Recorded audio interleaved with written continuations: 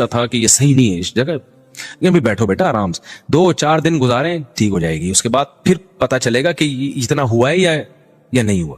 اور پھر پہلی دفعہ میں ایک دم سے تصفیے کی کوشش بھی نہ کریں. ہر گھر میں ہوتا ہے شروع میں, اس کو بھی 2-3 دن میں خود ہی سمجھ میں آ جائے گا کہ میری غلطی تھی یا کس کی غلطی ہے. ماں باپ کے گھر رہنا بھی شادی کے بعد بچی کے لیے آسان نہیں ہوتا, تو خود ہی کہے گی مجھے چھوڑ کر آئے, تو آپ چھوڑ کے چلے جائیں. پھر دوبارہ ایسا ہو گیا 3-4-6 دفعہ ہوا ہے, تو پھر جا کے پوچھے یار وہ کیا مسئلہ ہے بھائی, کیا ہو رہا ہے.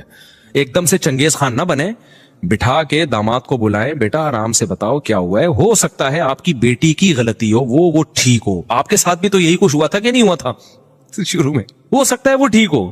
پوری بات سنیں. میں نے 20 کیسز دیکھے ہیں اس طرح سے کہ معاملہ کچھ اور ہی نکل رہا ہوتا ہے جب تمیز سے بات سنی جاتی.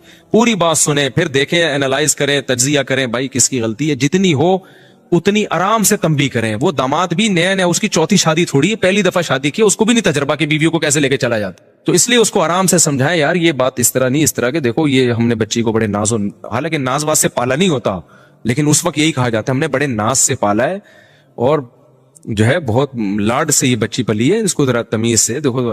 اس طرح کر کے 3 سال کا آپ سمجھ لیں کہ شادی کے بعد 3 سال پھڈوں میں گزریں گے, اور اس میں برداشت کے علاوہ آپ کے پاس کوئی آپشن نہیں ہے. کیونکہ ایک دوسرے کو, آج کل شادیاں اجنبیوں میں ہو رہی ہیں, ایک دوسرے کے خاندان میچ نہیں کر رہے ہوتے, ترجیحات میچ نہیں کر رہی ہوتی, بہت سارے مسائل ہوتے ہیں, سمجھ نہیں پا رہے ہوتے. 3 سال کے بعد وہ خود ایک دوسرے کو ایڈجسٹ کر لیتے ہیں. عورت کو پتا چل جاتا ہے میرے شوہر کی یہ کمزوری ہے, یہ اس کی خوبی ہے. مرد کو پتا چل جاتا ہے یہ کمزوری ہے, یہ اس کی, وہ خود بھی تو ان دونوں کے مفاد ہے نا, آہستہ آہستہ ایڈجسٹ ہو جاتے ہیں. وہ پھر 2-4 بچے ہو جائیں تو ویسے ہی وہ پھر بچوں کے لیے سیٹ ہو جاتے ہیں. لیکن ہوتا یہ ہے کہ ایک دم نہ چنگیز خان بن کے لڑکی کا باپ اور اس کے بھائی اور بہنوں کو دھمکیاں دینا شروع کر دیں گے. وہ اپنی غیرت کا مسئلہ بنا لیتا ہے اس کو. وہ کہتا ہے یار یہ تو میرے سے بات ہی نہیں کر رہے. پھر وہ دیر طلاقیں ہوتی ہیں, پھر 4 دن بچی کو گھر میں بٹھا کے نا پھر کہتے ہیں یار یہ طلاق ہوئی ہے کہ نہیں ہوئی ہے, اہل حدیث سے فتویٰ لے لو. اسی کو پہنانے کی کوشش میں لگے ہوتے ہیں, کیونکہ آسان نہیں ہوتا. طلاق کے بعد بچیوں کو گھر میں بٹھاؤ گے, آج کل کماریوں کی شادیاں نہیں ہو رہی, طلاق یافتاؤں کی کہاں سے ہو رہی ہیں, تھوڑا کمپرومائز کرو.